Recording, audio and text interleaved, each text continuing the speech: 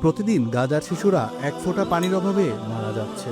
আমরা মাসুল ফাউন্ডেশন যুদ্ধবিধ্বস্ত অবস্থায় শুরু থেকে গাজার মানুষদের জন্য কাজ করে যাচ্ছি। প্রতিদিন গাজার শিশুদের জন্য পানি পৌঁছে দিচ্ছি। ভয়, বোমা, ধ্বংসের মধ্যেও আমরা থেমে যাইনি। কিন্তু এখন আপনাদের সহায়তা ছাড়া গাজায় পানি সরবরাহ করতে আমাদের প্রচুর বেগ পেতে হচ্ছে।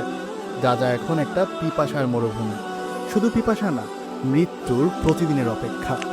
আমরা সহায়তা চাচ্ছি আপনার কাছে, কারণ আপনার সহযোগিতাই পারে একটা নিষ্পাপ শিশুর জীবন রক্ষা করতে। রাসূল সাল্লাল্লাহু আলাইহি সাল্লাম বলেছেন, সর্বশ্রেষ্ঠ দান হলো পানি দান। দান করুন আপনার সাদকায়ে জারিয়া হিসেবে।